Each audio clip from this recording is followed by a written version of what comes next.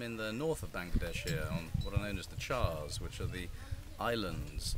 They're really just sort of sandbanks which may last 5, 10, 20 years but run the risk of being swept away in torrents. So you've got quite a sort of moving population on the moving sands. But there's a lot you can do to build up resilience for the people who are living here so that if they have to move they can continue with their livelihoods. So the sort of things we've got here, we've given them a cow, a goat, basic stipends so that they can build up some kind of savings and livelihood.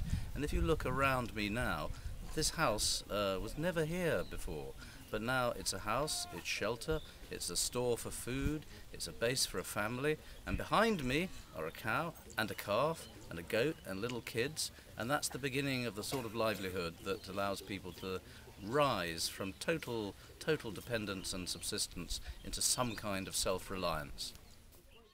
Behind me are some women whose lives have been dramatically changed by what we've done. I mean, as little as a year ago, they really had one meal a day, no guarantee of somewhere to live. If the waters came and rose here, they'd basically be washed away with nothing left.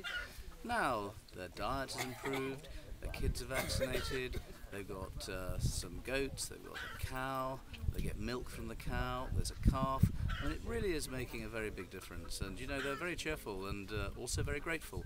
It's made a big difference.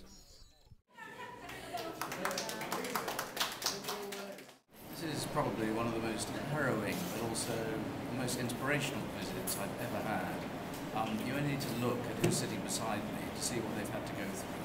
And to have an organisation like this that can treat kids and many women, young girls and potential brides who've been attacked with acid, you just see what good they're doing. And you know, this is unfamiliar to us in Britain, but it's a phenomenon here which, although fortunately in decline, is far too bad a problem to be ignored. And to see that here they're getting treatment and also getting campaign support for justice is, I think, money well spent, and I'm glad we're helping this effort.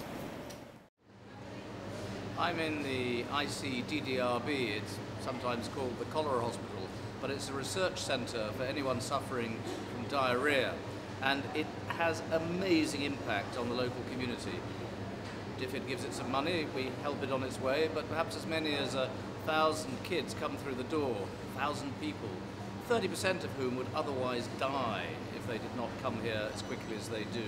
So for something like $15 a treatment, you are saving 30% of the lives. Calculated another way, that's $50 to save a life, perhaps 300 such people a day. It's very important to get to grips with this and also to do the research. As we found out the other week with Garvey, there are so many vaccine-preventable diseases, and it's a place like this that proves just that.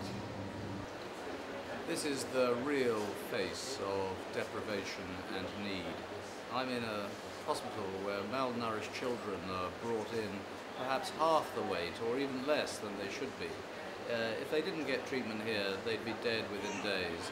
And I defy anybody not to be moved by the sight of a malnourished child staring with staring eyes in a very, very sort of shallow skull. I mean, take a look at these pictures.